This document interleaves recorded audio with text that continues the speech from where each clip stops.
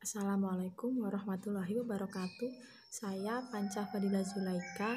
Di sini saya akan mempresentasikan judul saya yang berjudul yaitu Desain Kurikulum Berbasis Budaya. Untuk memenuhi tugas UAS pengembangan kurikulum yang diampu oleh dosen Ibu Ariana. Silahkan menyimak. Materi desain kurikulum berbasis budaya terdapat 4 bahasan yang dibahas. Yang pertama, pengertian kurikulum desain berbasis budaya. Yang kedua, pendekatan budaya dalam pendidikan. Yang ketiga, pola pengembangan kurikulum desain berbasis budaya. Yang keempat, evaluasi kurikulum desain berbasis budaya. Yang pertama yaitu pengertian kurikulum desain berbasis budaya. Pengertian kurikulum desain berbasis budaya. Yang pertama, pengertian desain kurikulum. Ada beberapa pengertian desain kurikulum menurut para ahli, di antaranya menurut Omar Hamalik, menurut Nana S, dan menurut Logistrek. Dari pendapat tersebut, saya dapat mengambil kesimpulan bahwa desain kurikulum merupakan suatu pengorganisasian tujuan serta proses belajar yang akan diikuti siswa pada berbagai tahapan perkembangan. Pengertian kurikulum budaya. Kurikulum budaya dan karakter bangsa adalah kurikulum yang mengembangkan nilai-nilai budaya dan karakter pada diri peserta didik sehingga menjadi dasar bagi mereka dalam berpikir, bersikap, bertindak dalam mengembangkan dirinya sebagai individu, anggota masyarakat, dan warga negara. Yang ketiga, pengertian kurikulum desain berbasis budaya. Kurikulum berbasis budaya merupakan sebuah kurikulum yang berorientasi pada penyiapan lulusan budaya, suatu bentuk inovasi kurikulum yang ingin mengedepankan pengembangan segenap potensi peserta didik atas dasar watak, peradaban, dan juga materi. Kurikulum perlu dikaitkan dengan tatanan nilai-nilai kemanusiaan yang berlaku di masyarakat. Banyaknya materi pelajaran bukan lagi merupakan prioritas utama pengembangan, namun yang penting adalah bagaimana mengembangkan dimensi-dimensi kurikulum yang mampu membuka pengengkangan-pengengkangan yang menghalangi perkembangan potensi peserta didik tersebut. Nah, konsep pendidikan berbasis budaya adalah pendidikan yang diselenggarakan untuk memenuhi standar nasional pendidikan yang diperkaya dengan keunggulan kompetitif dan komparatif berdasar nilai-nilai luhur budaya agar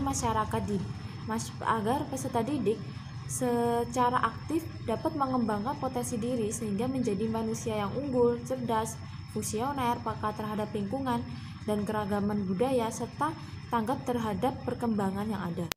Nilai-nilai luhur budaya meliputi 18 macam.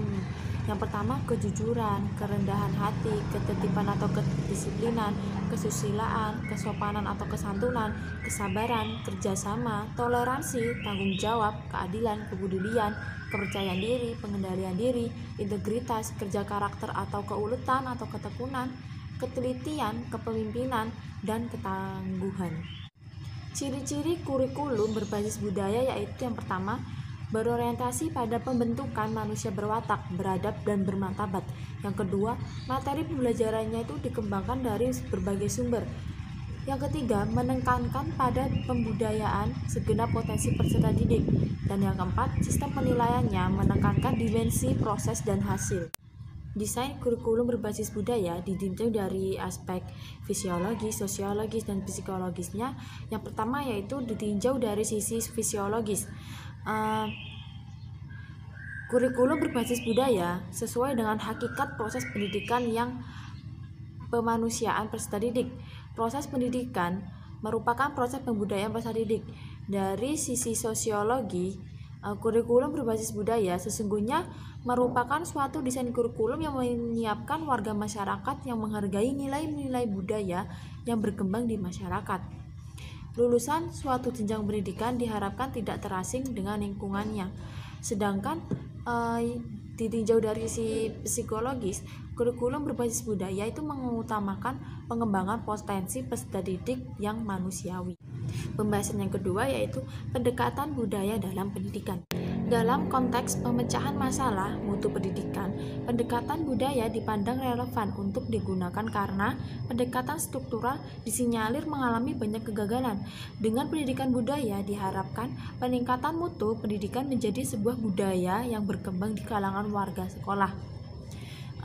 Jadi, pandangan bahwa kurikulum itu merupakan jantungnya kegiatan pendidikan, maka semestinya kurikulumnya perlu dikembangkan atas dasar-dasar nilai-nilai bangsa yang telah disepakati dan berkembang di masyarakat.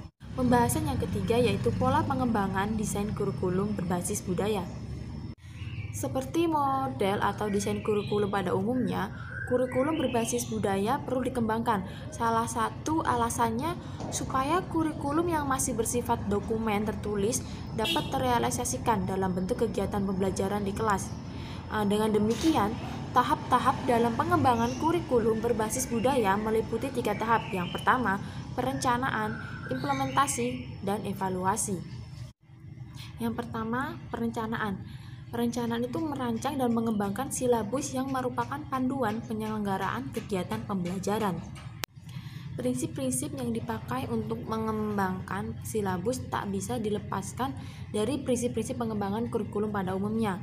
Hal ini dikarenakan bahwa silabus merupakan salah satu produk kurikulum. Beberapa prinsip umum yang dipakai dalam pengembangan silabus antara lain, yang pertama itu relevansi, fleksibel, kontinuitas, praktis, dan juga efektif. Beberapa aspek pokok yang perlu ada dalam silabus sebagaimana aspek-aspek yang tercangkup dalam kurikulum berbasis budaya adalah rumusan kompetensi, hasil belajar, indikator keberhasilan, materi pembelajaran, kegiatan pembelajaran, evaluasi, alokasi waktu, dan sumber bahan. Yang paling penting bahwa dalam penyusunan silabus perlu memperhatikan aspek-aspek berikut. Yang pertama itu keterbacaan, keterkaitan antar komponen, dan juga kepraktisan penggunanya. Yang kedua yaitu implementasi. Implementasi kurikulum merupakan suatu kegiatan yang bertujuan untuk mewujudkan atau melaksanakan kurikulum dalam arti rencana tertulis ke dalam bentuk nyata di kelas, yaitu terjadinya proses transmisi dan transformasi segenap pengalaman belajar kepada peserta didik. Implementasi kurikulum itu memiliki posisi yang sangat menentukan bagi keberhasilan kurikulum sebagai rencana tertulis. Terdapat 2 pola penerapan desain kurikulum berbasis budaya. Yang pertama, mengembangkan desain kurikulum, maksudnya itu silabus atau rancangan pelaksanaan pembelajaran dengan berwawasan budaya. Artinya, aspek-aspek kurikulum yang terkait dalam desain kurikulum dikembangkan dengan mengacu pada wawasan budaya bangsa. Misalnya, pengembangan materi pembelajaran dikaitkan dengan nilai-nilai luhur yang berlaku di masyarakat. Konsekuensinya dalam implementasinya ya tentu menggunakan model-model pembelajaran yang berbasis budaya. Yang kedua, menggunakan desain kurikulum berbasis budaya dalam implementasi kurikulum yang sedang berjalan. Yang artinya perlu ditekankan adalah penggunaan model-model pembelajaran berbasis budaya dalam kegiatan pembelajaran sehari-hari. Model-model pembelajaran berbasis budaya yang bisa digunakan adalah model pembelajaran pemecahan masalah, seperti model pembelajaran inquiry, model pembelajaran kontekstual, dan lain-lainnya. Yang C yaitu evaluasi. Evaluasi ini bertujuan untuk mengetahui tentang kelayakan atau feasibility kurikulum berbasis budaya, baik bentuk rancangan, implementasi maupun hasil belajar. Jadi desain kurikulum yang berlaku di suatu lembaga pendidikan sangat mempengaruhi terhadap sistem evaluasinya. Hal ini sangat beralasan karena evaluasi merupakan salah satu komponen pokok kurikulum. Pendekatan evaluasi yang digunakan yaitu pendekatan kuantitatif dan pendekatan kualitatif. Jadi tadi kan tujuan kurikulum itu untuk mengetahui kelayakan dari bentuk rancangan, implementasi, dan juga hasil. Untuk evaluasi terhadap rancangan kurikulum itu dilihat dari kualitas substansi dan format rancangannya. Evaluasi terhadap substansi rancangan kurikulum itu menitik beratkan pada aspek-aspek esensial rancangan kurikulum dan keterkaitannya di antara aspek-aspek esensial tersebut.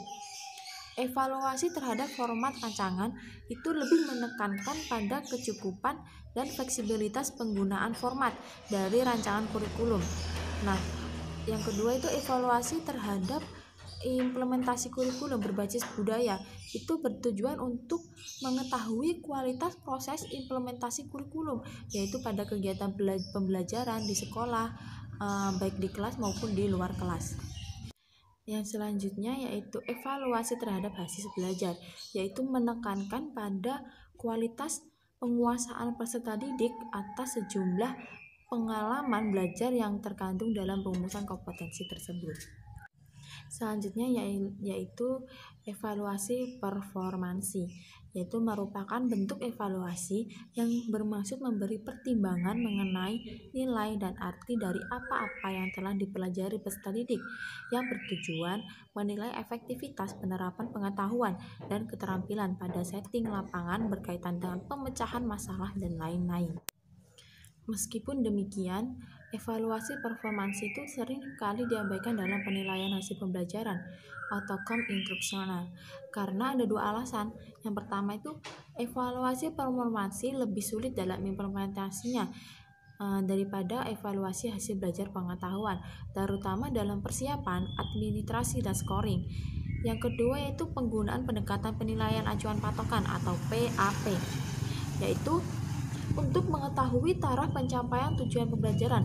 Seringkali diyakini mampu menilai performansi pengalaman belajar peserta didik, sehingga tanpa menggunakan evaluasi performansi pun seperangkat kompetensi yang dikuasai peserta didik dapat diketahui. Terdapat contoh yaitu evaluasi hasil belajar dalam mata pelajaran matematika di sekolah dasar dengan kompetensi peserta didik, maupun melakukan pembagian bilangan di bawah 10. Nah, secara substansi, materi diorganisir untuk kepentingan meningkatkan kemampuan peserta didik dalam pembagian bilangan. Namun, dalam konteks kurikulum berbasis budaya, materi tersebut juga diarahkan pada penguatan aspek kejujuran.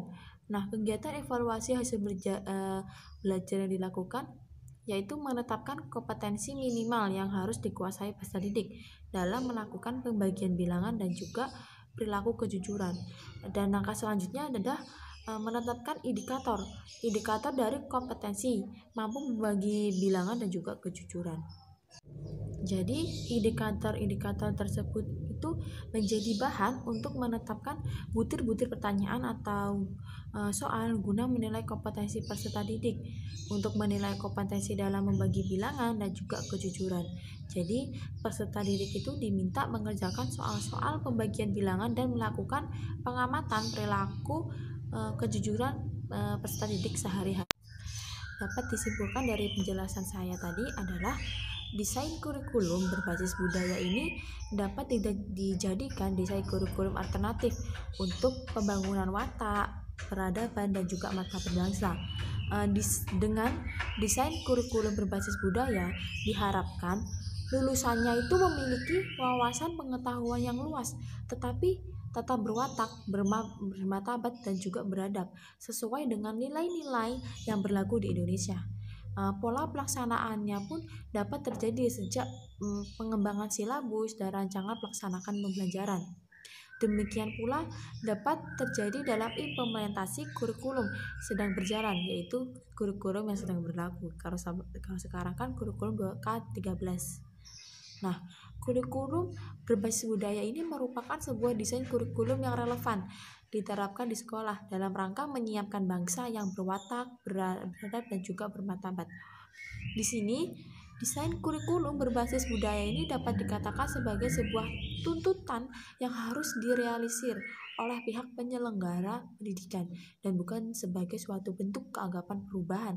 Selanjutnya, agar kurikulum berbasis budaya dapat optimal, maka perlu didesain, diimplementasikan, dan juga dievaluasi sesuai dengan prinsip-prinsip yang dikehendaki oleh kurikulum berbasis budaya. Misalnya, kegiatan pembelajaran berbasis pada student center dan juga pembelajaran bersifat pembiasaan, materi diorganisir dalam tematik, dan lain sebagainya. Demikian presentasi dari saya, semoga bermanfaat. Mohon maaf jika ada salah kata. Terima kasih. Wassalamualaikum warahmatullahi wabarakatuh.